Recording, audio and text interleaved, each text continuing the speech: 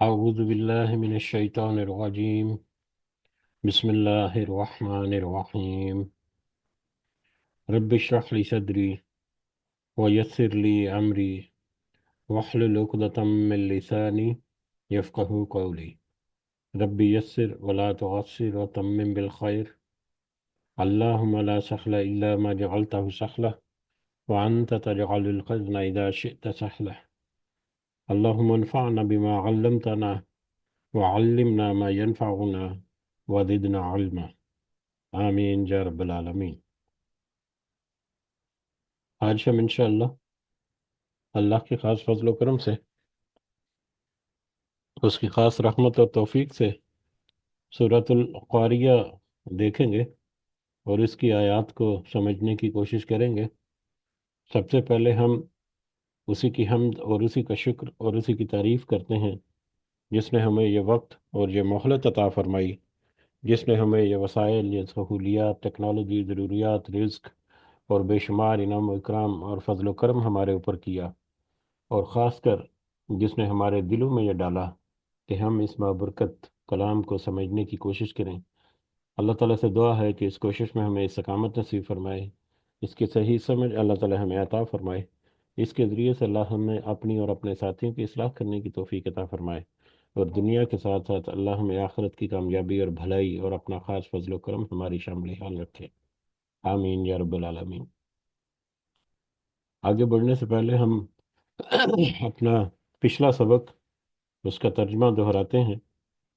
جو کہ سورہ عادیات جو ہم نے پچھلی اپنی مجلس میں دیکھی، جس میں اللہ تعالیٰ نے فرمایا، ہانپتے ہوئے دوڑنے والے گھوڑوں کی قسم، پھر ٹاپ مار کر آگے آگ جھاڑنے والوں کی قسم، پھر صبح کے وقت دھاوا بولنے والوں کی قسم، بس اس وقت گرد و غبار اڑاتے ہیں، پھر اسی کے ساتھ فوجوں کے درمیان گھس جاتے ہیں۔ یقیناً انسان اپنے رب کا بڑا ناشکرا ہے، اور یقیناً وہ خود بھی اس پر گواہ ہے۔ یہ مال کی محبت بھی بڑا سخت ہے، یہ مال کی محبت میں بھی بڑا سخت ہے۔ کیا اسے وہ وقت معلوم نہیں جب قبروں میں جو کچھ ہے سب نکال لیا جائے گا اور سینوں کی پوشیدہ باتیں ظاہر کر دی جائیں گی؟ بے شک ان کا رب اس دن ان کے حال سے پورا باخبر ہوگا۔ یہ ہمارا پچھلا سبق سورۃ العادیات جو ہے، جیسا کہ ہم نے اس کو سمجھنے کی کوشش کی کہ اپنے موضوع کے اعتبار سے یا مثال اس میں جو اللہ تعالیٰ نے بیان فرمائی، اس مثال کو اگر غور کریں، اگر اس کے اوپر غور کریں تو پھر ہمیں اندازہ ہوتا ہے کہ انسان کو اللہ تعالیٰ نے کس کیفیت میں پیدا کیا، اور اس کی ریکوائرمنٹس کیا ہیں یا اس کا حق کیا ہے اللہ تعالیٰ کو ادا کرنے کے لیے، کہ ایک گھوڑا جو چند معمولی چیزیں، خوراک اور صرف صفائی ستھرائی اور رہن سہن، وہ بھی اللہ تعالیٰ کی طرف سے عطا کرتا ہے انسان کو یا گھوڑے کے مالک کو، کہ گھوڑا ان چند بنیادی ضرورت کی چیزوں کے عوض اپنے مالک کے لیے اس قدر وفاداری کرتا ہے، اس قدر وفاداری نبھاتا ہے کہ اس وفاداری کو نبھانے کے لیے وہ طاقت کے ساتھ، پوری قوت کے ساتھ وہ بھاگتا ہے، وہ دوڑتا ہے، وہ ہانپ جاتا ہے، وہ پھنکارنے لگتا ہے، اس قدر اس کا سانس پھولتا ہے، اس قدر وہ مشقت میں اپنے آپ کو ڈالتا ہے، اور پھر وہ صبح سویرے گرد و غبار اڑاتے ہوئے اپنے مالک کو اپنے پیٹھ پر بٹھائے سیدھا اپنے دشمن کے صفوں میں گھس جاتا ہے، اس کے بے خوف ہو کر اس بات سے کہ کہیں تیر کا وار آئے گا یا تلوار کا جب وار آئے گا تو اس میں سب سے پہلے اس کی گردن آگے ہوگی، لیکن وہ اپنے مالک کی کمر جو ہے وہ نہیں لگنے دیتا، اور خود وہ اس کے ساتھ پیش قدمی کرتا ہے، اور پورے منظر نامے میں اپنے مالک کو تقویت اور اپنے مالک کو وہ پورا ساتھ اس کا نبھاتا ہے۔ اور جب انسان، جبکہ اس کے مقابلے میں اپنے رب کے لیے کتنی محنت کرتا ہے، کتنی وہ کوشش کرتا ہے، کیا وہ انسان اپنے رب کی، اپنے مالک کی اطاعت کرنے کے لیے کبھی ہانپا ہے، کبھی وہ اپنے مالک کی اطاعت کرنے کے لیے اس قدر اس نے کوشش کی ہے کہ اس کا سانس اکھڑ گیا ہو، اور وہ مطلب تلپت دوڑے اور ادھر ادھر بھاگے اور بے چین ہو کر اپنے مالک کی، اپنے رب کی محبت میں انسان جو ہے وہ کیا کبھی ایسا کرتا ہے؟ انسان اب اپنے گریبان میں جھنکے اگر، تو یقیناً وَإِنَّهُ عَلَى ذَلِكَ لَشَهِيدٌ، وہ خود بھی اس پر گواہ ہے کہ وہ اللہ تعالیٰ کے اس نعمتوں کا شکر ادا نہیں کر سکتا جو اللہ تعالیٰ نے اس کو عطا کی ہیں، ساری کی ساری، کیا چند، کیا ایک آدھ نعمت کا شکر بھی وہ اپنی پوری زندگی میں ادا نہیں کر سکتا، لیکن اس کے باوجود وہ کوشش نہیں کرتا، بالکل کوشش نہیں کرتا، بالکل کوشش نہیں کرتا۔ ایک بہت بڑا سبق، ایک بہت عمدہ مثال کے ساتھ اس پوری سورہ مبارکہ میں ہمیں ملتا ہے، اور اس قدر آنکھیں کھول دینے والی یہ آیات ہیں کہ میری التماس ہے آپ سے کہ آپ دوبارہ اس کے اوپر غور ضرور کریں، دوبارہ اس کو ریویو ضرور کریں، صرف ہمارے اس مجلس تک محدود رہ کر نہیں، بلکہ اپنے ریسورسز سے کچھ اور علماء کی کچھ تفسیریں پڑھیں، کچھ اور تحریریں اس سورہ مبارکہ کے بارے میں پڑھیں، تاکہ اس سورہ مبارکہ میں جو سبق اللہ تعالیٰ نے، جو نصیحت اللہ تعالیٰ نے کی ہے، وہ ہم اس کو محسوس کر سکیں، اور یقیناً آپ اس کو بہت اچھی طرح سے محسوس کریں گے جب اس کو آپ مختلف اینگل سے سمجھنے کی کوشش کریں گے۔ بہرحال دعا کرتے ہیں کہ اللہ تعالیٰ ہمیں توفیق دے کہ ہم یہ ساری باتیں جو ہم صرف کہہ رہے ہیں یا سن رہے ہیں، ان پر ہم کچھ کوشش بھی کر سکیں اور کچھ عمل بھی کر سکیں۔ آمین یا رب العالمین۔ گو کہ اس کے بہت سارے پہلو ایسے ہیں جو بیان کرنے میں مس ہو جاتے ہیں، ذکر کرنے میں مس ہو جاتے ہیں، یا وقت کی کمی کی وجہ سے وہ پوری طرح سے نہیں سامنے آ سکتے، لیکن اس کے باوجود جو کی پوائنٹس ہیں وہ ہمیں بہت سارے ایسے معاملات کی طرف اشارہ ضرور کرتی ہے، اور اس کے ساتھ ساتھ اگر ہم اضافی طور پر بھی اس کے اوپر کچھ اپنے نوٹس جو ہیں وہ لینے کی کوشش کریں گے، تو یقیناً یہ ہمیں اور زیادہ پر اثر اور زیادہ ہمارے لیے قابل فہم ہو جاتی ہیں وہ چیزیں۔ بہرحال آگے بڑھتے ہیں، آگے آج کا ہمارا سبق، آج ہم سورۃ القاریہ کو سمجھنے کی کوشش کریں گے۔ سورۃ القاریہ ایک مکی سورہ ہے۔ قرآن مجید یا مصحف جو ہمارے ہاتھوں میں ہے، اس میں صورتوں کے ترتیب کے اعتبار سے یہ 101 نمبر پر یہ سورہ مبارکہ آتی ہے، جبکہ کرونولوجیکل آرڈر نزولی کے اعتبار سے یہ 30 نمبر کی سورہ مبارکہ ہے، 30ویں نمبر پر آتی ہے۔ اس میں 11 آیات ہیں اور ایک رکوع ہے، ایک رکوع اور 11 آیات پر مشتمل مکی سورہ، سورۃ القاریہ۔ قاریہ اسی سورہ مبارکہ کی سب سے پہلی ہی آیت اور اس کا سب سے پہلا ہی لفظ، بلکہ پہلی اور دوسری اور تیسری آیت، تینوں آیات میں یہ لفظ آیا ہے، جس سے اس کا نام جو ہے وہ مختص ہوا، اور یہی در حقیقت اس پوری سورہ مبارکہ کا موضوع بھی ہے، القاریہ۔ اس کا اس کا مطلب جو ہے وہ بہت سارے مختلف مفہوم جو ہے وہ ہمیں ملتے ہیں، جیسے کہ ٹھونکنے والی، کھٹکھٹانے والی، کھڑکھڑانے والی، اور دل دہلا دینے والی، اس طرح کے بہت سارے ملتے جلتے الفاظ یا معنی جو ہیں وہ اس لفظ القاریہ کے ہوتے ہیں، جو سارے کے سارے جو ہیں وہ تقریباً ایک ہی طرح کی سچویشن جو ہے اس کو وہ ظاہر کرتے ہیں۔ لغوی معنوں کے اعتبار سے اسے ایک عظیم حادثے اور عظیم مصیبت کے لیے بھی استعمال کیا جاتا ہے۔ قرآن میں بھی کچھ جگہوں پر، اور عرب لنگوسٹک میں بھی اس کا استعمال جو ہے وہ ہوتا ہے، اس لفظ کا یا اس کے روٹ ورڈز کا، کچھ مصیبت اور مشکل حالات جو ہیں ان کو ظاہر کرنے کے لیے، ان کا اظہار کرنے کے لیے۔ باہر ترتیب نزولی کے اعتبار سے اس کا 30 نمبر جو ہے یہ ہمیں بتاتا ہے کہ یہ مکہ کی بالکل ابتدائی صورتوں میں سے ایک صورت ہے، اور بالکل ابتدائی صورتوں میں سے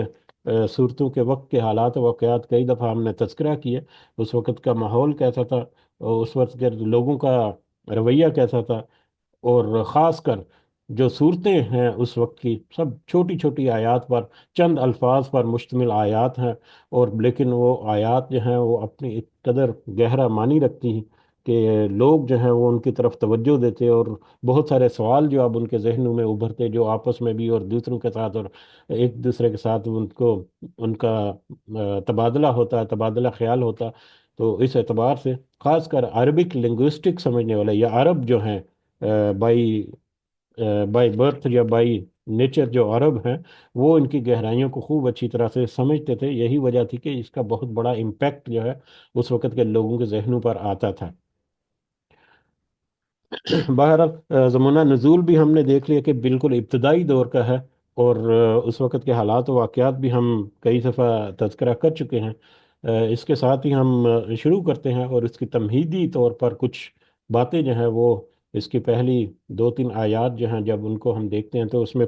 ایک تمہید یا ایک ابتدائی کچھ پوائنٹ جو ہیں وہ ہم نوٹ کریں گے، تاکہ ہم آگے بڑھیں، یا جو ہم اس سورہ مبارکہ کا جو صحیح معنی اور مفہوم ہے اس کو ہم سمجھنے میں ہمیں مدد ملے۔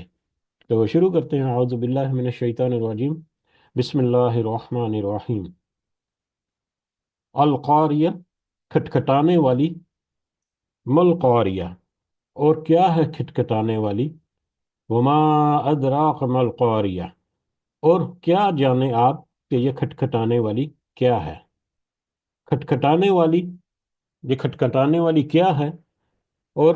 تم کیا جانو، یا تمہیں اس بات کا ادراک نہیں، یا تم اس بات کو یہ تمہاری سوچ سمجھ سے بہت اوپر کی بات ہے کہ یہ القاریہ یا یہ کھٹکھٹانے والی کیا ہے، یہ القاریہ کیا ہے۔ القاریہ، اس کے جیسا کہ ذکر ہوا کہ بہت سارے معنی اور بہت سارے مفہوم ہیں، اور تقریباً سارے کے سارے مفہوم جو ہیں وہ ان کا لب لباب یا ان کا جو نتیجہ ہے وہ تقریباً ایک ہی نکلتا ہے، لیکن اس کے معنی کو دو بڑے حصوں میں اگر ہم تقسیم کریں، یا دو بڑی مختلف سچویشنز کو اگر ہم کے مطابق اس لفظ کو ہم سمجھنے کی کوشش کریں، تو ایک سچویشن ہوتی ہے کھٹکھٹانے والی چیز، یعنی کھٹکھٹانے والی، ٹھونکنے والی، کھٹکھڑانے والی چیز، اور دوسرا جو مفہوم یا دوسرا جو پہلو اس میں نظر آتا ہے وہ ہے دل دہلا دینے والا منظر، یا دل دہلا دینے والی چیز۔ یعنی ایک طرف تو مادی اعتبار سے کھٹکھٹانے والی، کھڑکھڑانے والی، اب اس کو فردر ہم دیکھتے ہیں کیا ہے، اور دوسرا جو ہے وہ ہے دل دہلا دینے والی چیز۔ اب یہ پہلے معنی یا پہلا جو اوپینین ہے، یا پہلا جو ایک پہلو ہے اس معنی کا، کھٹکھٹانے والی، اگر ہم اس کو تھوڑا سا سمجھنے کی کوشش کریں تو قاریہ جو ہے وہ قرأ سے نکلا ہے، جس کے معنی ہے ایک چیز کو دوسری چیز پر زور سے مارنا، اور اس کے نتیجے میں ایک زوردار آواز کا پیدا ہونا۔ دو چیزوں کو آپس میں زور سے جب ٹکرایا جائے تو اس کے نتیجے میں جو ایک زوردار اور کڑکدار قسم کی آواز، کھٹکھٹاتی ہوئی آواز جو پیدا ہوتی ہے، وہ القاریہ ہے۔ دروازے کو بھی جب زور زور سے، نارمل نہیں، آرام سے نہیں، جب زور سے اس کو پیٹا جائے تو اس وقت بھی ایک دہشت ناک یا ایک بڑی ہولناک قسم کی آواز جو ہے وہ پیدا ہوتی ہے، جو کہ القاریہ ہے۔ زبردست قسم کی آواز کچھ چیزوں کے ٹکرانے کے نتیجے میں جو پیدا ہو وہ القاریہ ہے۔ اور اس معنی کے اعتبار سے اگر ہم دیکھیں، اور اپنے ماضی میں کچھ بہت ساری ہم نے جو باتیں تذکرہ کی ان کو اگر ہم صرف اپنے ذہن میں یاد دہانی کے طور پر ذکر کریں، کیونکہ القاریہ کے میں نے جتنے تراجم دیکھے ہیں یا جتنی بھی تفسیریں دیکھی ہیں، اس میں ہمیں صرف کھٹکھٹانے والی یا اس سے ملتے جلتے الفاظ کے ساتھ ترجمہ جو ہے وہ کر کے آگے بڑھ دیا جاتا ہے۔ گو کہ وہ ٹھیک ہے، میں مطلب وہ یقیناً ایک قابل قدر وہ کوششیں ہیں، لیکن کیونکہ ہمارے پاس تھوڑا سا وقت رہتا ہے اور چھوٹی سی سورہ مبارکہ ہے، تو ہم اس کی وسعت یا اس کی شدت جو ہے القاریہ، کھٹکھٹانے والی، تاکہ ہم اس اس معنی کو محسوس کر سکیں، اس کو ہم جانچنے کے لیے اگر ہم اپنے ماضی میں دیکھیں کہ کچھ ہی عرصہ پہلے، یا بہت سارے، جب پورے تقریباً قرآن مجید میں ہی مختلف جگہوں پر مختلف طرح کے جو آیات آئی ہیں، ان کا ہم نے کوشش کی کہ مختلف انداز سے اس کو سمجھنے کے لیے کچھ کچھ تفصیل سے تذکرہ کریں۔ انہی تفصیل سے تذکروں میں ہم نے دیکھا کہ ہم نے کائنات کی ابتدا کیسی ہوئی تھی، بڑی تفصیل سے ہم نے کئی دفعہ تذکرہ ہوا کہ کائنات کی ابتدا ایک بگ بینگ کے ذریعے سے ہوئی تھی۔ اب ایک بگ بینگ کا ورڈ جو ہے یہ اپنے ذہن میں رکھنا ہے ہم نے، کہ ایک بگ بینگ ہوا تھا جس کے نتیجے میں ایک نقطے سے یا ایک پوائنٹ سے، یا ایک بالکل بالکل ناچیز تھی، کچھ بھی نہیں تھا، کہ ایک کثیر مقدار میں جو ایک بہت بڑا دھماکہ ہوا، اور کثیر مقدار میں مادہ جو ہے وہ ٹکڑے ہو کر مطلب پھیل گیا، اور پھر وہ کائنات کے مختلف اجرام فلکی جو ہے، جس میں یہ سورج چاند ستارے، یہ سورج چاند ستارے تو ہم بڑی آسانی سے کہہ دیتے ہیں، یہ مطلب کہکشائیں اور گلیکسیز اور سپر کلسٹرز اور کلسٹرز وغیرہ، یہ پورے مارز وجود میں آئے، اور وہ اپنی جسامت کے اعتبار سے اس قدر بڑے ہیں، یہ ہمیں کٹکھٹانے والی، یہ سادہ سا معنی مفہوم نہیں، اس کو سمجھنے کے لیے ہم تھوڑی سی تمہید باندھ رہے ہیں کہ وہ اجرام فلکی جو اس زمین کے مقابلے میں، یہ زمین جو ہمیں بہت بڑی نظر آتی ہے، تقریباً 40,000 کلومیٹر کا، اس سے بھی زیادہ اس کا گھیرا ہے، اس کا سرکمفیرنس ہے، تو 40,000 کلومیٹر سے بھی زیادہ، کئی لاکھ گنا، کروڑ گنا، اربوں گنا، خربوں گنا، بلکہ خرب ہا خرب گنا بڑا ایک ایک ستارہ یا ایک ایک اجرام ہے، ایک ایک سیارہ ہے اس پوری کائنات میں، اور کئی کئی ارب، کئی کئی خرب اور خربوں خرب جو ستارے اور ستارے وغیرہ مل کر کوئی ایک کہکشاں بناتے ہیں، پھر کئی کئی ارب کہکشائیں مل کر کچھ گلیکسیز بناتی ہیں، پھر کئی کئی ارب گلیکسیز مل کر کلسٹرز بناتے ہیں، پھر سپر کلسٹر بناتی ہیں، پھر نیبولا، یعنی اس سے بھی آگے کی باتیں ہیں کہ ابھی تک اس کی حد جو ہے وہ محسوس نہیں ہو سکی۔ اس کا ہمیں اندازہ کرنے کے لیے اتنی بڑے بڑے ہم فگرز جو ہیں وہ کیلکولیٹ کرتے ہیں، ہم چھوٹی سی فگر، اگر بالکل معمولی سی فگر اگر کیلکولیٹ کریں، تو زمین جو ہے، زمین کے مقابلے میں ہم سورج کو دیکھتے ہیں روزانہ کی بنیاد پر، جو سورج ہے وہ زمین سے 13 لاکھ گنا حجم میں بڑا ہے، زمین سے 13 لاکھ، یعنی 13 لاکھ زمینیں اگر ان کو ملا کر ایک جگہ پر اکٹھا کیا جائے تو ایک سورج کے برابر اس کا مطلب والیوم بنتا ہے، حجم بنتا ہے، سورج صرف وہ اس قدر بڑا ہے زمین کی نسبت، اور سورج بھی بالکل ایک معمولی سی حقیر سی ایک نقطے سے بھی کم حیثیت رہ جاتی ہے جب وہ اپنی کہکشاں میں اس کے اوپر اس کو دیکھیں، سوئی کے نوک کے اوپر بالکل ہلکے سے ذرے کی طرح اس کی کیفیت ہوتی ہے، اور پھر وہ کہکشاں جو ہے پوری پوری، وہ اگر اس سے بڑی، اگر تو اس سے بڑے جو گلیکسی ہوتی ہے، تو وہ گلیکسی کے مقابلے میں سوئی کے اوپر، سوئی کے مطلب کونے کے اوپر لگا ہوا ایک ذرہ جو ہے اس کے برابر بھی اس کی حیثیت اور اوقات نہیں رہتی، تو اس قدر بڑی وسیع کائنات ہے یہ پوری۔ اب ایک تو یہ ہے کہ اس کائنات کی وسعت کتنی ہے، اور اس میں جو اجرام فلکی ہیں وہ کس قدر بڑے بڑے، کس قدر ہیوج والیوم اور ہیوج مطلب ویٹ اور ماس کے ساتھ وہ اس کائنات میں موجود ہیں۔ اب دوسرے نمبر پر یہ کائنات جو ہے وہ پھیل رہی ہے، ہم نے یہ بھی کئی دفعہ تذکرہ کیا کہ یہ کائنات جو ہے پھیل رہی ہے، پھیل رہی ہے کا مطلب کہ یہ جو اجرام فلکی ہیں وہ گروہوں کی شکل میں ایک دوسرے سے دور ہٹتے جا رہے ہیں، ایک دوسرے سے دور جاتے ہیں، جیسے کہ میگنٹ، ایک دو دفعہ تذکرہ کیا تھا کہ میگنٹ کے ساتھ اگر لوہے کے چھوٹے چھوٹے بالکل باریک پاؤڈر یا ذرات جو ہیں وہ لگا کر اگر میگنٹ کو جھٹکا دیا جائے، کچھ ایک مثال میں نے دے کر سمجھانے کی کوشش کی تھی کہ وقت کی وجہ سے اس قدر تفصیل میں نہیں جایا جا سکتا، تو اس میگنٹ کو اگر تھوڑا زور سے گھمایا جائے تو وہ جو لوہے کے ذرات ہیں وہ اس سے نکلیں گے، اس سے ہٹیں گے، لیکن وہ اپنے میگنٹ کی جو کشش ہے کھینچنے کی، اس کی قوت اس قدر زیادہ ہے کہ جیسے ہی اس کی سپیڈ تھوڑی سی کم ہوگی تو وہ واپس اس کے ساتھ چپک جائیں گے۔ تو اسی طرح سے وہ جو میگنٹ سے اس ذرے کا ہٹنا جو ہے وہ در حقیقت کائنات کا پھیلنا ہے، کہ اس انداز سے یہ کائنات جو ہے جیسے مرکز سے بالکل ایک سینٹر پوائنٹ سے وہ پھٹی اور وہ ایک دوسرے سے دور جاتی جا رہی ہے، اس طرح سے یہ کائنات جو ہے وہ وسعت پکڑتی جا رہی ہے، اور ایک وقت آئے گا کہ یہ وسعت یا کائنات کا پھیلنا جو ہے وہ رک جائے گا، اور رکنے کے بعد وہ کائنات کا پھر واپس سکڑنا شروع ہو جائے گا، اور جب وہ واپس سکڑنا شروع ہوگا تو وہاں سے بگ کرنچ، ایک بگ بینگ ہم نے دیکھا تھا جہاں سے کائنات شروع ہوئی، پھر واپس بگ کرنچ کی طرف سفر شروع ہو جائے گا۔ بگ کرنچ بھی ایک ٹرم ہے جو یوز کی جاتی ہے یہ ریسرچ وغیرہ میں۔ اب وہ بگ کرنچ، کرنچ مطلب اس ورڈ کے معنی جو ہے وہ ہمیں اندازہ کراتے ہیں کہ کرنچ کیا ہوتا ہے۔ کرنچ کسی چیز کو مطلب سکیڑ دینا، یا کسی چیز کو دبوچ لینا، یا کسی چیز کو مطلب बिल्कुल मरोड़ देना, जैसे कागज को, कागज के मतलब एक वर्ग को हाथ में लेकर उसको हाथ में दबोचा जाता है और क्रंच कर दिया जाता है, और उसके नतीजे में आपको पता है कि कुछ आवाज भी पैदा होती है। तो एक बिग क्रंच का सिलसिला शुरू होगा, जिसके नतीजे में फिर कायनात वापस सिकुड़ना शुरू करेगी, और ये सितारे और सियारे और ये बड़े बड़े जो गैलेक्सीज और सुपर गैलेक्सीज हैं, वो आपस में एक दूसरे के साथ टकराएंगे, आपस में एक दूसरे के साथ जम हो जाएंगे, एक दूसरे के साथ मिल जाएंगे। जैसा कि सूरह क़यामा में हमने देखा था, सूरह क़यामा की आयत नंबर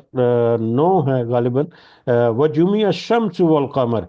कि अल्लाह ताला ने फरमाया सूरज और चांद को जमा कर दिया जाएगा। सूरज और चांद को जमा कर दिया जाएगा, ये सिर्फ मिसाल के तौर पर, यानी पूरे इजराम फल्की जो है वो आपस में जब जमा होंगे तो उस वक़्त उनका आपस में टकराना, उस वक़्त उनका आपस में खटखटाना, उस वक़्त उनका आपस में खड़खड़ाना, खटखटाना, वो किस कदर बड़े लेवल की वहां पर शिद्दत के साथ वो चीजें आपस में टकराएंगी, वो इजराम आपस में टकराएंगे, किस कदर शिद्दत के साथ उसमें फिर आवाजें पैदा होंगी, किस कदर शदीद किस्म का एक होलनाक मंजर वो होगा,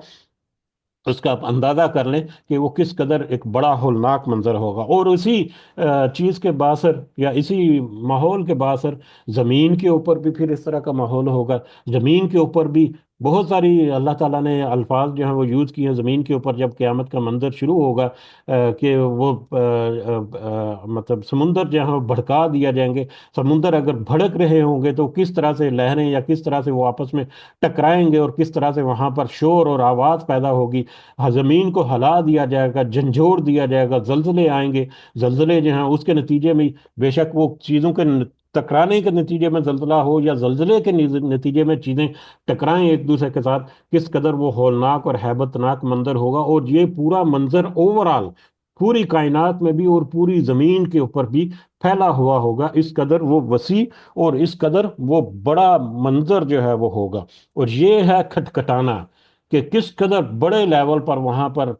चीजें जो खटखटाएंगी। यहाँ पर तो हम एक छोटा सा बर्तन जो है वो गिरता है कई दफा, तो अगर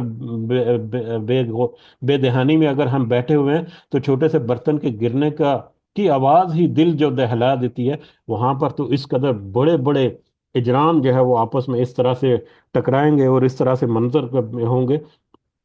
हम उसका सोच भी नहीं सकते। इसीलिए अल्लाह ताला ने कहा मलकारिया, जरा सोचो जरा खटखटाने वाली क्या है। वमा अदरा कमल कारिया, और तुम तो सोच भी नहीं सकते, तुम्हारी तो सोच समझ से भी बाहर है कि वो खटखटाने वाली चीज क्या है,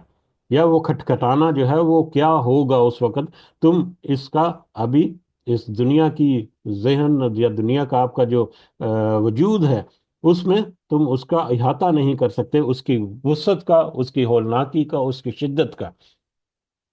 तो ये है खटखटाने वाली। अगर हम ये जो नज़रिया अभी पेश किया बिग बैंग और बिग क्रंच का, इसके अलावा और भी बहुत सारे नज़रियात हैं, या रिसर्च हैं या थ्योरीज हैं जो हमें मिलती हैं आजकल। जैसा कि बिग फ्रीज एक थ्योरी है, बिग रिप एक थ्योरी है, स्टेडी स्टेट एक थ्योरी है, इसके अलावा और भी कुछ है। लेकिन मज़े की बात यह है कि ये सारी की सारी थ्योरीज जो हैं, जब उनको स्टडी किया जाए तो सारी की सारी थ्योरीज जो हैं कुरान के ये कौल जो है, अल्लाह ताला का ये कौल जो कुरान में उसने नकल करके हमारे सामने क़यामत तक के लिए पेश कर दिया, कि क़यामत जो है वो एक दिन आएगी और हमारे सामने ये जो कायनात का और ज़मीन का ये जो मंजरनामा नज़र आ रहा है, ये इस मंजरनामे की कैफियत और हैसियत जो है बिल्कुल तब्दील होकर रह जाएगी। तकरीबन सारी की सारी स्टडीज़ जो है वो हमें इस बात की तरफ इशारा देती हैं कि अल्लाह ताला का ये कौल जो है वो सच है और इसी तरह से हकीकत होने वाला है। बहरहाल अल्लाह ताला ने जब हमें ये बता दिया कि ये बिग क्रंच जो है होगा या इस तरह का, तो अल्लाह ताला ने तो उसके बहुत बाद के भी बहुत सारे मामलात जो हैं वो बता दिए, जिन पर कि इंसान जो है या इंसान की तहकीक जो है मादी एतबार से वो खामोश है। वो उसके बाद क्या होगा उनको अभी कुछ समझ नहीं आ रहा, लेकिन अल्लाह ताला ने उन राजों से पर्दा उठाया है कुरान मजीद में बहुत सारी जगहों पर। बल्कि इसी सूरह मुबारक में आगे जाकर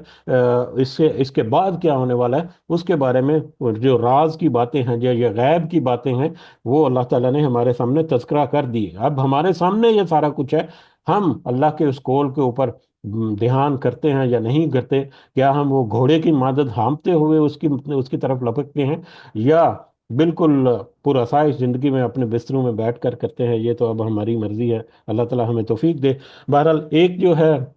مفہوم، پہلا جو ہے، پہلا پہلو جو ہے، وہ ہم نے دیکھا کہ وہ کھٹکھٹانا جو ہے وہ کس قدر بڑا یا کس قدر عظیم ایک واقعہ ہوگا، کس قدر وہ کھٹکھٹایا جائے گا۔ اور پھر دوسرا جو ہے دل دہلا دینے والا، دل دہلا دینے والا، وہ بھی تقریباً ہم نے اس میں تھوڑا بہت بات اس میں کر دی کہ جب اس قدر بڑے لیول پر یہ ہولناک منظر جب ہمارے سامنے آئے گا، اور اس قدر بڑے لیول پر ایک کھٹکا جو ہے وہ پیدا ہوگا، کھٹکھٹے پیدا ہوں گے مختلف، اور وہ زمین کے اوپر جب ان کا اثر ہوگا، اور زمین جب انسان اس وقت دیکھے گا تو اس کا دل جو ہے وہ کیسے دہل جائے گا، جیسا کہ تذکرہ ہوا کہ چھوٹی سی چیز کو گرے تو اس سے ہی دل جو ہے وہ ایسے دہل جاتا ہے، دہک جاتا ہے۔ تو اتنے بڑے لیول پر جب یہ معاملات ہوں گے تو اس وقت انسان کے دل کی کیا کیفیت ہوگی، اس کا کوئی اندازہ سوچ سکتے ہیں ہم، کیلکولیٹ کر سکتے ہیں، کچھ اندازہ کر سکتے ہیں، لیکن اس کا اصل جو سچویشن ہوگی وہ ہمارے وہم و گمان سے بھی باہر ہے۔ وما ادراک ما القاریہ، اور آپ کیا جانیں کہ وہ کھٹکھٹانے والی چیز کیا ہے۔ اب اگر آگے بڑھے ہم، یہ کھٹکھٹانے والی چیز جو ہے وہ اس قدر ہولناک ہوگی، اس قدر وہ دہشت ناک ہوگی، اس قدر وہ منظر جو ہے وہ دہلا دینے والا ہوگا، دل دہلا دینے والا، کہ یوم یکون الناس، کہ اس دن لوگ ہوں گے کل فراش المبعوث، مبسوس، اس دن لوگ جو ہے وہ کل فراش پروانوں کی طرح مبسوط، بکھرے ہوئے ہوں گے۔ اس دن لوگ جو ہے وہ پروانوں کی طرح بکھرے ہوئے ہوں گے، لوگوں کے دل اس قدر دہل جائیں گے، اس قدر وہ دہک جائیں گے، ان کے دہشت ان کے اوپر طاری ہو جائے گی، کہ وہ پتنگوں کی طرح بدحواس ہو کر ادھر ادھر بھاگے بھاگے پھریں گے، یا ادھر ادھر پڑے ہوں گے، اور ان کو کوئی سمجھ نہیں آ رہی کہ وہ کیا کریں۔ اس طرح سے ان کی حالت ہوگی، جیسا کہ کھلی فضا میں، اگر خاص کر سردیوں کے موسم میں یا برسات کے موسم میں اگر ہم دیکھیں کہ روشنی کے قریب کوئی بلب وغیرہ اگر چل رہا ہے تو اس کے قریب پتنگے جو ہیں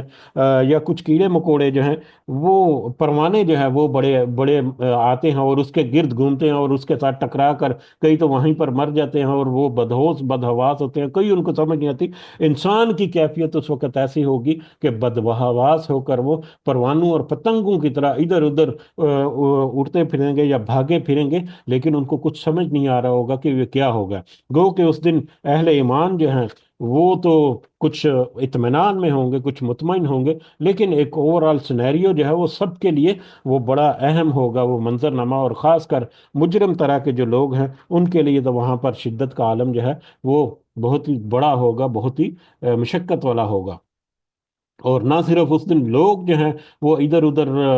بھاگتے پھریں گے پتنگوں کی طرح، بلکہ وَتَكُونُ الْجِبَالُ كَالْعِهْنِ الْمَنْفُوشِ، اور پہاڑ اس دن ایسے ہوں گے جیسے دنکی ہوئی رنگین اون، اور پہاڑ اس دن دنکی ہوئی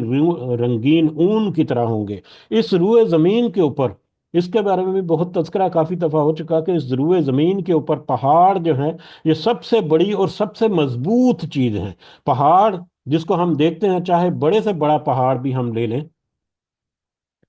چاہے بڑے سے بڑا پہاڑ بھی ہم لے لیں، تو وہ ہمارے زمین کے اوپر جو ابھرا ہوا اس کا حصہ ہوتا ہے وہ چند سو میٹر یا چند سو میٹر سے زیادہ نہیں ہوتا۔ زمین کے اوپر اس کا ابھار جو ہے پہاڑ کا وہ چند سو میٹر یا اس کے قریب قریب ہوگا، اس سے زیادہ نہیں ہوتا۔ لیکن اگر اس کی جڑیں جو ہیں وہ زمین کے اندر دیکھیں تو وہ کئی کئی سو کلومیٹر زمین کے اندر ان پہاڑوں کی جڑیں ہوتی ہیں۔ اس قدر مضبوطی سے اللہ تعالیٰ نے ان کو پہاڑوں کو گاڑ دیا ہوا ہے اس زمین پر۔ کس مقصد کے لیے؟ بہت دفعہ پہلے تذکرہ ہو چکا، اللہ تعالیٰ کہتے ہیں کہ بیلنس کرنے کے لیے زمین کو، ویٹ بیلنسنگ کی طرح، جس طرح سے ویٹ بیلنس ٹائر کے اوپر لگایا جاتا ہے اس کی طرح۔ تو یہ پہاڑ جو اس قدر بڑی اللہ تعالیٰ کی، اس قدر بڑی تخلیق اور مخلوق جو ہے اس زمین کے اوپر، جس کو اللہ تعالیٰ نے گاڑ دیا ہوا ہے، جس کا ہم صرف پہاڑ کا ہم اندازہ نہیں کر سکتے کہ وہ کس قدر مضبوط ہے، اس کے لیے آپ کو بہت محنت کرنی پڑے گی پہاڑ کی مضبوطی اور پہاڑ کا جسامت جو ہے اس کو سمجھنے کے لیے۔ اب وہ پہاڑ جب ہیں ان کا حالت اس وقت ایسا ہوگا کہ وہ رنگین اوئی کی طرح، دنکی ہوئی روئی کی طرح اڑتے پھریں گے، وہ بکھرے پڑیں گے۔ دنکی ہوئی روئی، یقیناً آج کل تو مطلب کچھ ماحول بدل گیا ہے، لیکن یہ روئی جو اون جو ہے اس کو جب دنکا جاتا ہے رضائیاں وغیرہ میں بھرنے کے لیے، تو وہ وہاں پر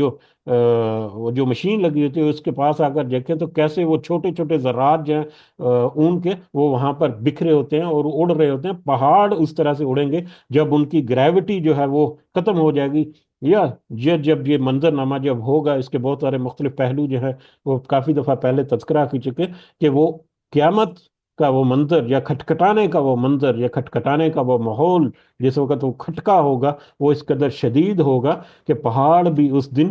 دنکی ہوئی روئی کی طرح، رنگین ہوئی کی طرح. رنگین ہوئی جو ہے وہ ہے مختلف علاقوں میں مختلف رنگ کے پہاڑ ہوتے ہیں. کہیں پر گہرے سیاہ کلر کے ہیں، کہیں پر سرخ رنگ کے پہاڑ ہیں، کہیں پر گرے کلر کے ہیں. تو مختلف رنگوں کے جو پہاڑ ہیں وہ ایسے مختلف رنگوں کی شکل میں دھنکی ہوئی روئی کی طرح وہاں پر اڑتے پھریں گے.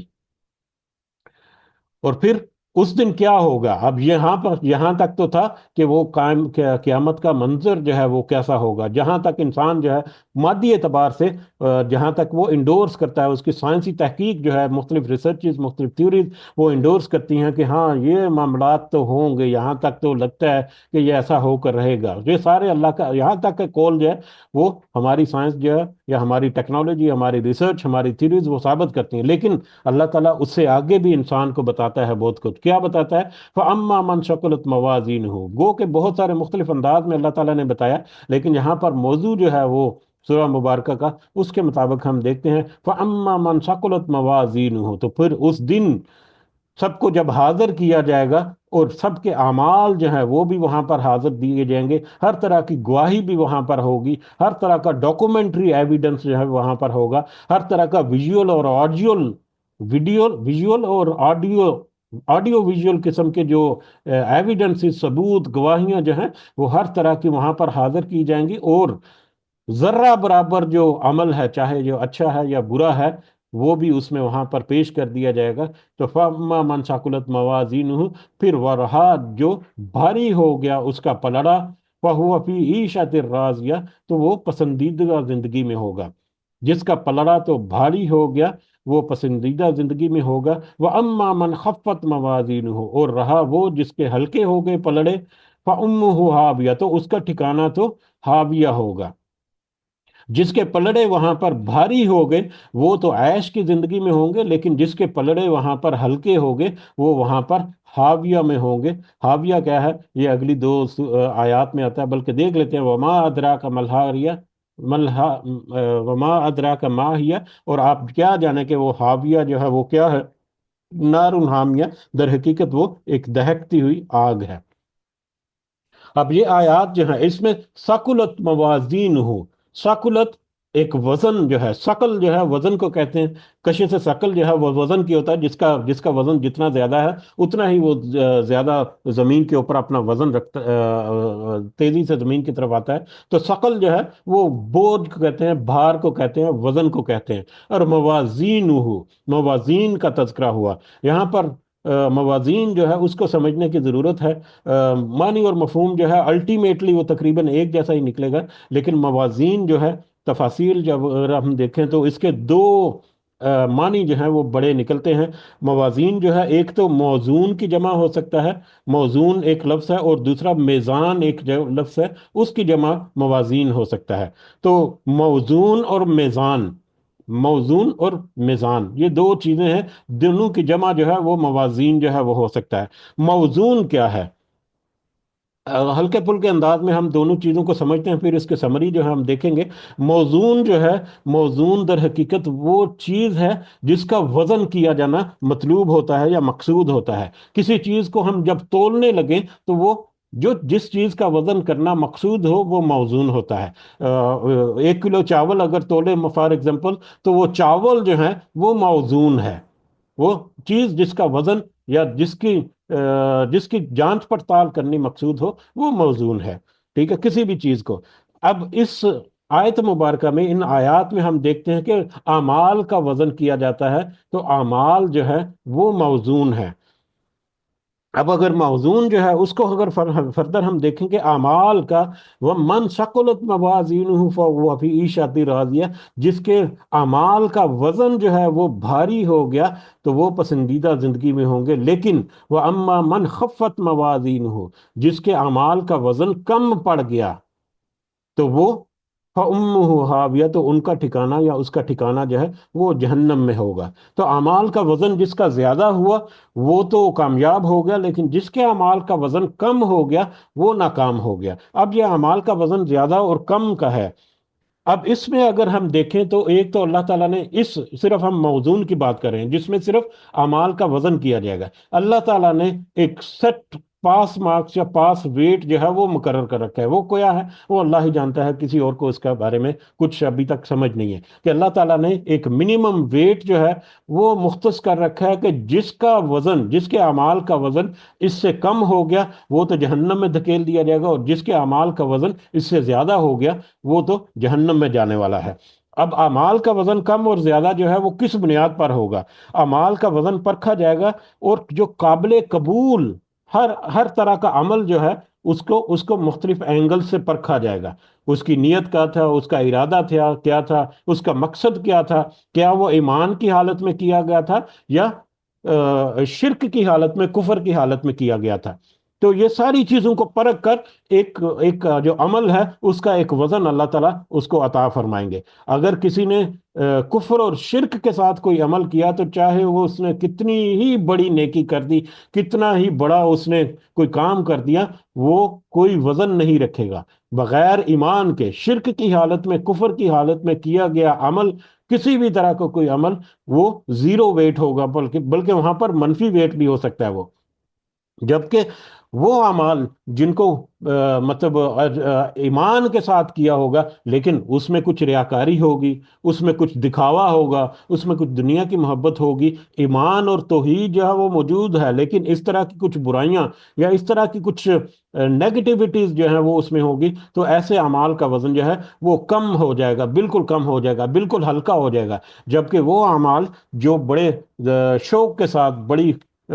مطلب شدت کے ساتھ اللہ تعالیٰ کی محبت کے لیے، اللہ تعالیٰ کی رضا کے لیے کیے جائیں گے، تو جس قدر وہ شدت اور وہ جو محبت ہے وہ زیادہ ہوگی، اس قدر وہ عمل کا وزن جو ہے وہ بڑا ہوتا چلا جائے گا۔ تو اس اعتبار سے جتنے اعمال ہیں، جو زیرو ویٹ جو ہیں وہ ان کا تو کوئی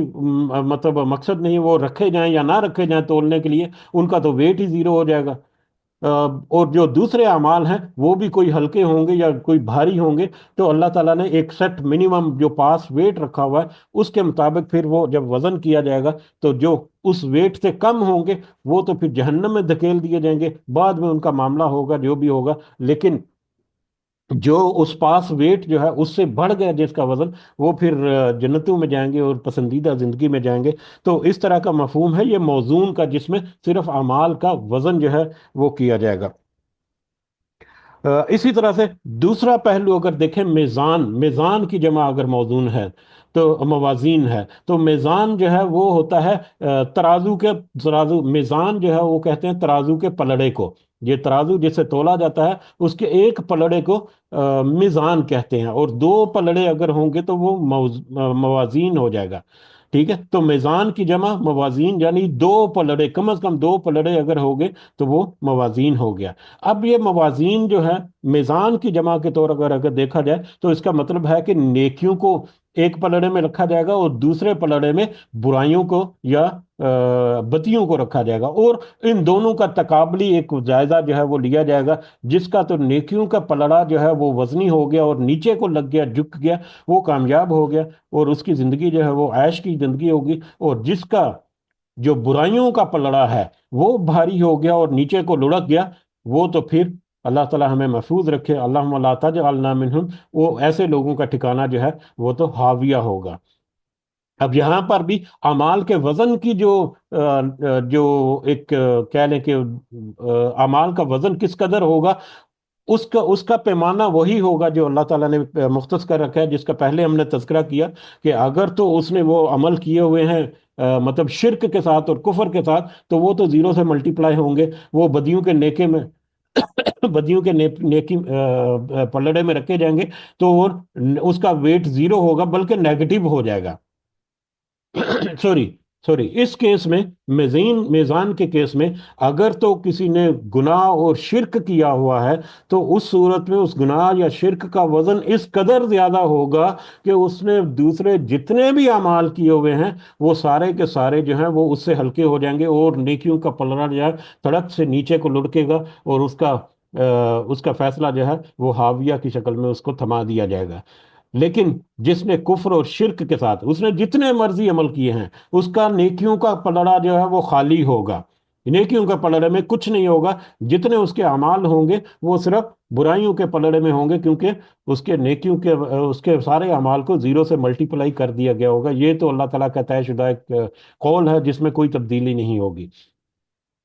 अब दूसरी सूरत में अगर ईमान के साथ हैं तो उस सूरत में भी कुछ उसने बुराइयां की, कुछ कोताहियां हो गई, कुछ गुनाह हो गए, कुछ इस तरह के मामलात चलते रहे, तो ऐसे सारे जो अमाल हैं उनका उनका वजन भी एक पलड़े में रखा जाएगा, और अच्छी नीयत के साथ, अच्छे इरादे के साथ जो किए गए काम है उनका वजन जो है वो अमाल दूसरे पलड़े में रखे जाएंगे। और उसका फिर नतीजे के तौर पर अगर तो अच्छी अमाल का जो पलड़ा है वो भारी हो गया और नीचे को हो गया, तो अल्लाह ताला उसको ऐश की जिंदगी जो है मुयसर करेंगे। अगर उसका पलड़ा हल्का हो गया, मतलब बुराइयों का पलड़ा जो है वो भारी हो गया, अच्छाइयों का या नेक अमाल, काबिल कबूल अमल जो है उनका पलड़ा जो है अगर वो हल्का हो गया, तो फिर उनका माटर जो है वो हाविया में होगा। अब ये सारे कंसेप्ट में या सारे सिनेरियो में हम देखेंगे कि काबिल कबूल अमाल और नाकाबिल कबूल अमाल ये बहुत अहम है हमारे लिए, कि वो अमाल जो इस काबिल होंगे कि उनका वजन जो है वो किया जाए, तो वो काबिल कबूल अमाल जो है वो उसमें कुछ ना कुछ वजन रखेंगे, और नाकाबिल कबूल अमाल जो है वो कोई वजन नहीं रखेंगे। शिर्क और कुफर जो है वो नाकाबिल कबूल अमल है, उसका कोई वजन नहीं होगा। इसी तरह से मतलब कुछ रियाकारी और इस तरह के गुनाह के मैटर जो किए गए हैं, चाहे वो ईमान की हालत में किए गए, वो भी नाकाबिल कबूल अमल होंगे। उनको फिर एक बुराइयों के पलड़े में रख दिया जाएगा, या मौजून की शक्ल में उनको, उनका वजन जो है वो बहुत कम होगा, और मीज़ान की शक्ल में उसको बुराइयों वाला पलड़ा जो है उसमें रख दिया जाएगा। और जो काबिल कबूल अमल होंगे, जो अच्छी नीयत और अच्छे इरादे के साथ किए हो जाएंगे, उनको अच्छाइयों के पलड़े में रखा जाएगा, और उसके मुताबिक फिर अल्लाह ताला फैसला करेंगे। अब इसको अगर हम तमहीद के तौर पर या समरी के तौर पर देखें, तो जिसने शिरक किया उसका ईमान कबूल,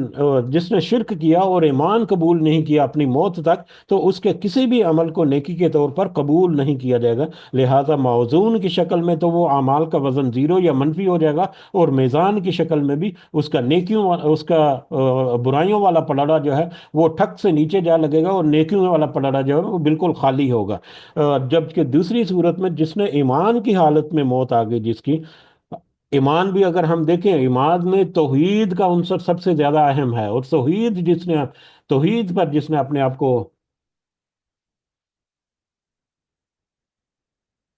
देर इज ऑप्शन फॉर तौबा till death and not to delay the तौबा। जी, ये हमारे एक भाई ने यहाँ पर लिखा है, और ये यकीनन एक बड़ी बात है जो हमें ज़रूर रखनी चाहिए, कि ये तौबा करने की जो अल्लाह ताला ने जो एक दरवाज़ा ओपन रखा है, ये तो यकीनन मौत तक है। अल्लाह ताला हमें तौबा की तौफीक अता फरमाए। लेकिन जिसने मौत का मज़ा चख लिया उसके बाद तौबा नहीं है। तो बहरहाल, अगर जो आप सवाल कुछ और करना चाह रहे हैं तो आप इस तरह से कर सकते हैं। तो वापस आते हैं अपने मौजू की तरफ, कि जो काबिल कबूल अमल है ईमान की हालत में, अगर उसने ज़ाहरी तौर पर तो उसको लगा कि मैं तो बड़ा तौहीद परस्त हूँ, लेकिन उसने कुछ शिरक के मैटर कुछ ऐसे उसकी ज़िंदगी में आ गए, तो उसको उससे तौबा जो है वो ज़रूर करनी चाहिए। जैसा कि हमारे भाई ने जफ़र ने लिखा यहाँ पर, कि तौबा जो है उसकी ऑप्शन खुली है मौत से पहले पहले। लेकिन यहाँ पर सिर्फ एक छोटा सा नुक्ता जो है वो आगे बढ़ते हुए हम पेश करते चलें। जब हमने सूरतुल मुद्दस्सर देखी थी, तो उसमें हमने देखा था कि सबसे पहला ही हुक्म नबी करीम को अल्लाह ताला ने दिया, जब ऐलान आम करो तो अनजर फअनजर, लोगों को डरा दो। सबसे पहले ये नहीं कहा कि उनको जरा संभालो, उनको जरा तबलीग दो, उनको जरा बुलाओ, नहीं, लोगों को डरा दो। यानी हर شخص جو ہے وہ اپنے موت کے دہانے پر کھڑا ہے، اپنی زندگی کے بالکل آخری کنارے پر کھڑا ہے، کہ اس کو ایک لمحے کا پتہ نہیں کہ اگلے لمحے وہ زندہ ہوگا کہ نہیں۔ تو لہٰذا ہر لمحہ جو ہے وہ ایک دہانہ یا ایک کنارہ ہے جس کے اوپر کھڑا ہے۔ تو اس دہانے سے، کنارے سے واپس کھینچ کر لانا جو ہے، یہی مطلب سب سے جو ابتدائی صورتیں ہیں مکہ کے دور کی، یہی اس کا مقصد یا یہی اس کا مفہوم ہمیں نظر آتا ہے، کہ وہ انسان جو اپنی موت کے بالکل دہانے پر کھڑا ہے، بلکہ پہلے ایمرجنسی رسپانس کے طور پر اس کو وہاں سے سیو کیا جائے، اس کو وہاں سے واپس بچایا جائے، کہ کیا کر رہے ہو تم، گر جاؤ گے اس گڑھے میں، اور پھر تمہاری حالت جو ہے وہ بگڑ جائے گی۔ پہلے اس کو ریسکیو کرنا جو ہے وہ مقصد ہے۔ تو یہ ریسکیو کے لیے اللہ تعالیٰ نے اس قدر مطلب ڈرانے والی آیات جو ہیں وہ ہمیں تذکرہ کی، یہ شروع کی مکہ کے شروع کے دور میں۔ تو بہرحال واپس اپنے موضوع کی طرف اگر آئیں تو وہ قابل قبول جو عمل اگر ایمان کی حالت میں ہوگا، تو وہ قابل قبول عمل جو ہے وہ نیکی کے پلڑے میں رکھا جائے گا، اور وہ عمل جس میں کوئی ریاکاری یا اس طرح کے میٹرز ہوں گے، وہ برائی کے کھاتے میں رکھے جائیں گے، اور اس کے نتیجے میں پھر جو بھی کیفیت ہوگی، جو جس طرح کا پلڑا جو ہے وہ بھاری ہو گیا، اس کے مطابق اس کا فیصلہ جو ہے اس کو صادر کر دیا جائے گا۔ اب یہ قابل قبول عمل جو ہیں وہ بھی مختلف نوعیت کے ہوتے ہیں۔ قابل قبول عمل بھی وزن کے اعتبار سے مختلف لوگوں کے لیے مختلف وزن رکھتے ہیں۔ دو افراد وہ آپس میں ایک جیسا ہی عمل کریں، لیکن اللہ کی نظر میں دونوں کے اعمال جو ہیں ان کا وزن جو ہے وہ مختلف ہو سکتا ہے۔ دو افراد ہیں، دونوں نے 1000 ریال، 1000 روپیہ یا 1000 ریال جو ہے وہ اللہ تعالیٰ کے راستے میں خرچ کیا، دونوں نے خرچ کیا۔ ایک جو ہے وہ اس میں ارب پتی ہے، اس نے 1000 روپیہ خرچ کیا، ایک جو ہے وہ پورا پورا ہے، غریب ہے، اس نے 1000 روپیہ خرچ کیا۔ تو ارب پتی کا 1000 روپیہ خرچ کرنا اور غریب کا 1000 روپیہ خرچ کرنا اللہ تعالیٰ کی نظر میں دونوں کی قدر و منزلت جو ہے مختلف ہوگی۔ لیکن یہ تو ہم کوانٹیٹیو انالیسز کرتے ہیں، کوانٹٹی کے اعتبار سے، کہ دونوں نے 1000 روپیہ خرچ کیا، اور ظاہری طور پر ہم دیکھتے ہیں کہ جو کروڑ پتی ہے اس نے 1000 روپیہ خرچ کیا، اس کو کیا فرق پڑا اس سے، یا اس کے مقابلے میں جس کی چند ہزار کو 20 30 40 ہزار مہینے کی انکم ہے، اس نے اگر 1000 روپیہ خرچ کر دیا، تو اس نے تو اپنے منتھلی انکم کا ایک بڑا حصہ جو ہے وہ اللہ کے راستے میں خرچ کر دیے۔ ظاہری اعتبار سے ہم کوانٹیٹیو انالیسز اس طرح سے کرتے ہیں، لیکن اللہ تعالیٰ صرف کوانٹیٹیو انالیسز نہیں دیکھے گا، وہ کوالٹیٹیو معیار جو ہے وہ اس کو بھی دیکھے گا۔ اور معیار کی جانچ پرکھ جب ہوگی تو ہو سکتا ہے کہ ظاہر کے اعتبار سے اس کا نتیجہ جو ہے وہ الٹ نکل آئے۔ جو لاکھ پتی ہے یا کروڑ پتی ہے، اس نے 1000 روپیہ جو دیا، وہ اس قدر اللہ تعالیٰ کی محبت میں اور اس قدر اللہ تعالیٰ کی خالص نیت کے ساتھ اور خالص ارادے کے ساتھ دیا۔ اور اگر وہ غریب بندے نے 1000 روپیہ بھی اپنی، بے شک اس کی زندگی کا، اس کی جمع پونجی کا یا اس کی انکم کا ایک بڑا حصہ ہے 1000 روپیہ، اگر اس نے کسی دکھاوے کے لیے کیا، کوئی دیکھا دیکھی کر لیا، کوئی فائدہ حاصل کرنے کے لیے اس نے اللہ کے راستے میں خرچ کر دیا، تو وہ اس کا عمل جو ہے وہ زیرو سے ملٹی پلائی ہوگا۔ دنیا میں اس نے محنت کی، اپنی انکم کا ایک بڑا حصہ جو ہے وہ اللہ کے راستے میں دے دیا، اور آخر میں اس کا نتیجہ بھی اس کو صفر نکلے گا، یا ہلکے اعمال کی شکل میں، یا ناقابل قبول عمل کی شکل میں۔ تو کوانٹیٹیو جو میئرمنٹ ہے اس سے زیادہ اہم جو ہے وہ کوالٹیٹیو یا معیار جو ہے اس عمل کا، وہ اللہ تعالیٰ کی نظر میں زیادہ اہمیت رکھتا ہے۔ اور جس عمل کی کوالٹی جو ہے وہ زیادہ ہوگی، وہ میزان عمل میں زیادہ بھاری ہوگا، اور جس عمل کی کوالٹی کم ہوگی وہ میزان عمل میں ہلکا وزن رکھتا ہوگا، اور اس کا مطلب کم مارکس ملیں گے، یا کم وزن جو ہے وہ ہوگا۔ تو کوالٹیٹیو اور کوانٹیٹیو دونوں ہی اہم ہے، لیکن کوانٹیٹیو کے ساتھ ساتھ اس کی کوالٹی جو ہے اس کو برقرار رکھنا، اس کی کوالٹی کو امپروو کرنا، اس کے معیار کو امپروو کرنا۔ اور معیار کیا ہے؟ نیت، ارادہ، محبت، اللہ کی رضا، کوئی دکھاوا نہیں ہے، کوئی ریاکاری نہیں ہے، کوئی دنیاوی فائدہ نہیں ہے، صرف اللہ کا فائدہ۔ جس قدر یہ چیزیں جو ہے وہ زیادہ ہوں گی، اسی قدر جو اس عمل کا وزن جو ہے وہ بڑھتا چلا جائے گا۔ جیسا کہ اگر ہم قرآن مجید کی کچھ آیات اور ایک حدیث کی طرف ہم اشارہ کرتے ہوئے ہم اس آج کا سبق جو ہے اس کو وائنڈ اپ کریں گے، کہ سورۃ الاعراف کی آیت نمبر 8 اور 9 میں اللہ تعالیٰ نے فرمایا، اور وزن اس روز حق ہوگا، پھر جن کے پلڑے بھاری ہوں گے وہی فلاح پائیں گے، اور جن کے پلڑے ہلکے ہوں گے وہی اپنے آپ کو خسارے میں مبتلا کرنے والے ہوں گے۔ اسی طرح سے سورہ کہف کی آیت نمبر 104 اور 105 میں اللہ تعالیٰ نے فرمایا، اے نبی، ان لوگوں سے کہو کیا ہم تمہیں بتائیں کہ اپنے اعمال میں سب سے زیادہ ناکام و نامراد لوگ کون ہوں گے؟ وہ وہ لوگ ہوں گے کہ دنیا کی زندگی میں جن کی ساری جد و جہد، ساری کوشش جو ہے راہ راست سے بھٹکی رہی، اور وہ سمجھتے رہے کہ وہ سب کچھ ٹھیک کر رہے ہیں۔ دنیا میں انہوں نے پیسہ خرچ کیا، ان کو لگا کہ انہوں نے بہت پیسہ خرچ کر دیا، لیکن کوانٹٹی انہوں نے بڑھا دی لیکن کوالٹی کا انہوں نے حساب نہ رکھا۔ تو ایسے لوگ جو ہیں ان کے بارے میں کہ وہ سمجھتے رہے کہ وہ سب کچھ ٹھیک کر رہے ہیں، یہ وہ لوگ ہوں گے جنہوں نے اپنے رب کی آیات کو ماننے سے انکار کیا اور اس کے حضور پیشی کا یقین، یعنی اللہ کے حضور پیشی کا یقین ہی نہیں رکھتے تھے۔ اس لیے ان کے سارے اعمال ضائع ہو جائیں گے، اور قیامت کے روز ہم انہیں کوئی وزن نہ دیں گے۔ جس نے معیار برقرار نہیں رکھا، اس کی کوانٹٹی بھی ملٹی پلائی بائی زیرو ہو جائے گی۔ اسی طرح سے سورۃ الانبیاء کی آیت نمبر 47 ہے، جس میں اللہ تعالیٰ نے فرمایا قیامت کے روز ہم ٹھیک ٹھیک تولنے والے ترازو رکھ دیں گے، پھر کسی شخص پر ذرہ برابر بھی ظلم نہ کیا جائے گا، جس کا رائی کے دانے کے برابر بھی کچھ کیا درا ہوگا وہ ہم لے آئیں گے، اور حساب لگانے کے لیے ہم کافی ہوں گے۔ تو یہ اللہ تعالیٰ نے کچھ آیات میں بھی بتا دیا کہ وہ کوالیٹیٹیو اور کوانٹیٹیو دونوں ہی اہم ہے، لیکن کوالیٹیٹیو جو معیار جو ہے وہ اس کو برقرار رکھنا اور اس کو امپروو کرنا، یہ سب سے زیادہ اہمیت ہے رکھتا ہے۔ اگر کسی نے اپنی کوالٹی کو، اپنے عمل کی کوالٹی کو امپروو نہیں کیا یا اس کو بہتر نہیں کیا، تو اس کا عمل جو ہے وہ ضائع بھی ہو سکتا ہے اللہ تعالیٰ اس کو زیرو سے ملٹی پلائی کر دے۔ اسی طرح سے ایک حدیث ہے جس کا کئی دفعہ تذکرہ ہو چکا ہے، غزوہ تبوک کے موقع پر، غزوہ تبوک ایک بہت بڑا ایک انسیڈنٹ تھا ہمارے لیے، ہماری تاریخ میں۔ تو غزوہ تبوک کے لیے بار مختصر انداز میں ہم دیکھتے ہیں، غزوہ تبوک کے لیے نبی کریم صلی اللہ علیہ وسلم نے کہہ لیں کہ فنڈ ریزنگ کا ایک اعلان کیا، یا مال جو ہے اس کو اکٹھا کرنے کے لیے اعلان کیا کہ مطلب اس کے لیے پارٹیسپیٹ کریں، اس میں شامل ہونے کے لیے کچھ اس میں فنڈ ریزنگ کا۔ تو اس موقع پر بہت مال، بڑی کثیر تعداد میں مال جو ہے وہ جمع ہوا، حالانکہ حتیٰ کہ کہتے ہیں کہ حضرت عثمان رضی اللہ تعالیٰ عنہ انہوں نے ایک بہت بڑی مقدار میں وہاں پر مال جو ہے اللہ تعالیٰ کے راستے میں دیا، بہت بڑی مقدار، وہ سینکڑوں اونٹ جو وہ کہتے ہیں، واللہ عالم میں دوبارہ سے چیک کروں گا، لیکن یہ بات تو طے ہے کہ ایک بہت بڑی مقدار میں حضرت عثمان غنی رضی اللہ تعالیٰ عنہ انہوں نے اللہ کے راستے میں غزوہ تبوک کے موقع پر اپنا مال جو ہے وہ عطیہ کیا تھا غزوے کے لیے۔ اسی غزوے کو، اسی سینیریو میں ایک صحابی رسول صلی اللہ علیہ وسلم اور رضی اللہ تعالیٰ عنہ کہ وہ بالکل غریب تھے، ان کے پاس کوئی سورسز نہیں تھے، کوئی انکم نہیں تھے، بالکل ہی غریب تھے، بہت سارے غریب صحابہ بھی تھے۔ تو انہوں نے ایک یہودی کے ہاں ساری رات جو ہے وہ کچھ محنت مزدوری کی، اور اس یہودی سے ان کو کچھ کھجوریں جو ہیں وہ اجر کے طور پر ملی۔ کچھ کھجوریں جو ہیں اس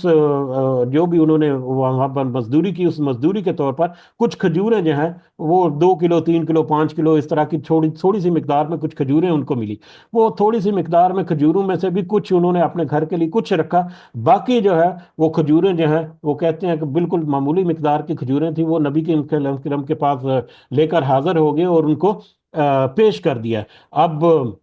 کچھ اس میں منافقین میں بھی تھے، غالباً عبداللہ ابن ابی جو ہے وہ بھی وہاں پر تھا، اور اس نے جب یہ دیکھا کہ اتنی سی کھجوریں لے کر آ رہے ہیں یہ، تو اس اتنی سی کھجوروں سے کیا بنے گا، اتنے بڑا ایک فنڈ ریزنگ کا ایک کیمپ لگا ہوا، اتنا بڑا ایک معاملہ چل رہا تھا، یہ چھوٹی سی معمولی سی کھجوریں، یعنی عبداللہ ابن ابی یا اس طرح کے جو منافق لوگ تھے اس نے مذاق اڑایا کہ یہ اتنی سی کھجوروں سے کیا بنے گا بھائی۔ تو لیکن وہی مٹھی بھر کھجوریں جب نبی کریم صلی اللہ علیہ وسلم کو پیش کی گئیں، تو نبی کریم صلی اللہ علیہ وسلم نے ان مٹھی بھر کھجوروں کو لے کر، مطلب خاص کر ان کو آنسر کرنے کے لیے جنہوں نے اس کا مذاق اڑایا یا اس طرح کا جنہوں نے ماحول کیا، نبی کریم صلی اللہ علیہ وسلم نے، وہ کہتے ہیں کہ وہ کھجوریں جو ہیں وہ ایک بڑا مال جو ہے پڑا ہوا تھا، جس میں سینکڑوں اونٹ حضرت عثمان غنی کے اور دیگر بھی صحابہ کرام کی طرف سے اس کے اوپر وہ کھجوریں جو ہیں وہ بکھیر دیں، اور نبی کریم صلی اللہ علیہ وسلم نے کہا کہ قیامت کے دن ان مٹھی پر کھجوروں کا جو وزن ہے، اس کے اجر کا وزن جو ہے اس سارے مال سے بھی زیادہ ہو جائے گا۔ تو یہ حدیث بھی ہمیں اشارہ کرتی ہے کہ اگر ہم کوالٹی کے اعتبار سے بات کریں تو وزن میں ہمارا ایک گھونٹ پانی کسی کا پلایا ہوا وہ ہو سکتا ہے کہ کئی کئی کنویں پانی کے کسی نے اللہ کی راہ میں دے دیے، ہو سکتا ہے کہ اس سے زیادہ کا وزن جو ہے وہ آپ کے نامہ اعمال میں رکھ دے۔ تو لہٰذا اپنے معیار جو ہے نیکی کا اس کو بڑھانا، اس نیک عمل کا معیار جو ہے اس کو امپروو کرنا، اس کا وزن بڑھانا، وہ آج ہمارے ہاتھ میں ہے کہ کس قدر خلوص کے ساتھ، کس قدر مطلب مشقت کے ساتھ ہم کرتے ہیں۔ واپس میں پچھلی سورہ مبارکہ کی پہلی آیت میں گھوڑے کی مثال کی طرف جاؤں گا۔ وہ گھوڑے کی مثال کو آپ ضرور، میں ایک التماس کروں گا کہ آپ اس کو ضرور مختلف اینگل سے سمجھنے کی کوشش کیجیے۔ تو وہ گھوڑا جو ہے اس نے اپنے مالک کے لیے اس قدر محنت مشقت کی۔ اگر انسان اس گھوڑے کی طرح محنت اور مشقت کرے گا تو کیا وجہ ہے کہ اس کا وہ عمل جو ہے بالکل حقیر سا چاہے ہو، وہ قیامت میں اس کو بہت بڑا ایک وزن جو ہے وہ اس کے پلڑے میں جائے گا، انشاءاللہ ضرور جائے گا۔ یہ تو اللہ تعالیٰ کا وعدہ ہے۔ اللہ تعالیٰ ہمیں توفیق دے کہ ہم اپنے اعمال کا وزن جو ہے اس کو اس کو بڑھا سکیں، اور پھر اس بڑے ہوئے اعمال کے ساتھ اللہ تعالیٰ ہمیں ریاکاری اور اس طرح کے معاملات سے بھی اللہ تعالیٰ ہمیں محفوظ رکھے۔ آمین یا رب العالمین۔ بہرحال کنکلوڈ کرنے کی طرف جائیں اگر، تو یہاں پر ایک اور جو لفظ آیا تھا فَأُمُّهُ ہاویہ، تو اس کا ٹھکانہ ہاویہ ہوگا۔ عام طور پر اس کا مطلب جو ہے فَأُمُّهُ ہاویہ، اس کا ٹھکانہ جو ہے وہ ہاویہ ہوگا۔ فَأُمُّهُ، امُّهُ جو ہے، امُّهُ یعنی ماں سے ہے، تو امُّهُ تو اس کی ماں ہوگی حاویہ، حاویہ، اس کی ماں حاویہ ہوگی۔ حاویہ جو ہے در حقیقت ایک گہرائی، یہ ایک کھائی کو کہتے ہیں، اور حاویہ جو ہے وہ جہنم کا ایک ٹھکانہ بھی ہے، ایک گہری کھائی ہے جو آگ سے بھری ہوئی ہوگی۔ تو حاویہ جو ہے وہ ایک گہری کھائی ہے، اور یہاں پر ذکر ہوا کہ جس کے اعمال کا وزن جو ہے وہ ہلکا ہو گیا، اس کی ماں جو ہے وہ حاویہ ہوگی، اس کی ماں حاویہ ہوگی، اس کی ماں حاویہ ہوگی، یعنی جس طرح سے ایک بچہ جو ہے وہ وہ اپنا محفوظ ٹھکانہ جو ہے وہ اپنی ماں کی گود کو سمجھتا ہے کہ اپنی ماں کی گود میں جب چلا جائے تو اسے لگتا ہے کہ وہ محفوظ ہو گیا، وہی ٹھکانہ جو ہے اس کے لیے سب سے زیادہ محفوظ ہے۔ اسی طرح سے ایسا جو شخص ہے جو جہنم کے وہ حاویہ گھڑے میں ڈالا جائے گا، دھکیل دیا جائے گا یا پھینک دیا جائے گا، وہ جہنم کا گڑھا ہی در حقیقت اس کی ماں ہوگی، کہ وہی اس کا ٹھکانہ ہوگا، اس کے علاوہ اور اس کا کوئی ٹھکانہ نہیں ہوگا۔ ایسا ٹھکانہ ہوگا جیسا کہ اس کی ماں کا ٹھکانہ ہے، اور کس قدر وہ خوفناک ٹھکانہ ہوگا ہم اس کو اندازہ نہیں کر سکتے۔ اس دنیا کی زندگی میں وہ آگ کی تپش کس قدر زیادہ ہوگی، وما ادراک ما ہی، کہ تم کیا جانو کہ وہ حاویہ جو ہے وہ کیا ہوگی، کس قدر وہ خولناک جگہ ہے وہ حاویہ، وہ گڑھا جو ہے، وہ در حقیقت گڑھا جو ہے نار حامیہ، وہ تو دہکتی ہوئی آگ کا گڑھا ہے، وہ تو اس قدر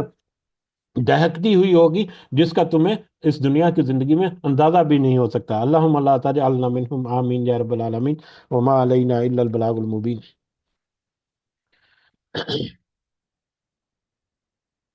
جی، اس کے ساتھ ہی ہم اختتام کی طرف بڑھتے ہیں۔ سب کو دعا میں ضرور یاد رکھیں، اللہ تعالیٰ سب کا حامی ناصر ہو۔ ہمارے جتنے معاملات ہیں اللہ تعالیٰ ان میں ہمارے لیے آسانی کرے۔ ہم جو سمجھنے کی کوشش کر رہے ہیں اللہ تعالیٰ ہمیں توفیق دے کہ ہم صحیح معنوں میں اس کو سمجھ کر اس کے مطابق اپنے معاملات جو ہیں ان کو بھی درست کر سکیں۔ اللہ تعالیٰ ہمیں توفیق دے کہ ہم کوانٹٹی جو بھی ہماری استطاعت میں اللہ تعالیٰ نے رکھی ہے، اسی کوانٹٹی میں اللہ تعالیٰ ہمیں اس کی کوالٹی کو امپروو کرنے کی توفیق دے کہ ہم اس کی کوالٹی کو اس قدر بڑھا رہے ہیں تو کہ وہ میزان عمل میں ایک اچھا اور ایک بڑا جو وزن ہے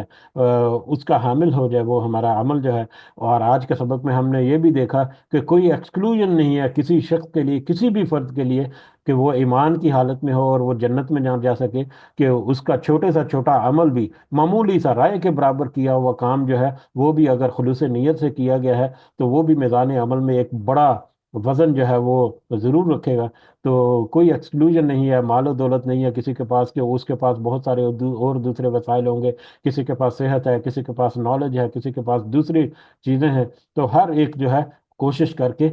میزان عمل میں اپنا وزن جو ہے وہ بڑھا سکتا ہے۔ اللہ تعالیٰ ہمیں توفیق دے کہ ہم دنیا کی زندگی میں اپنا میزان عمل جو ہے اس کے وزن کو بڑھا سکیں، تاکہ ہم آخرت میں ایک اچھا وزن جو ہے اپنے نیکی کو پلڑے میں ڈال سکیں۔ آمین یا رب العالمین۔ رب ارحمہما کما ربیانی صغیرا، رب ارحمہما کما ربیانی صغیرا، رب ارحمہما کما ربیانی صغیرا۔ ربنا آتنا في الدنيا حسنة وفي الآخرة حسنة وقنا عذاب النار. ربنا ظلمنا أنفسنا وإن لم تغفر لنا وترحمنا لنكونن من الخاسرين. ربنا تقبل منا إنك أنت السميع العليم وتب علينا إنك أنت التواب الرحيم. سبحان ربك رب العزة عما يصفون وسلام على المرسلين والحمد لله رب العالمين. سبحانك اللهم وبحمدك أشهد أن لا إله إلا أنت أستغفرك وأتوب إليك. جزاكم الله خيرا كثيرا. السلام علیکم ورحمۃ اللہ وبرکاتہ.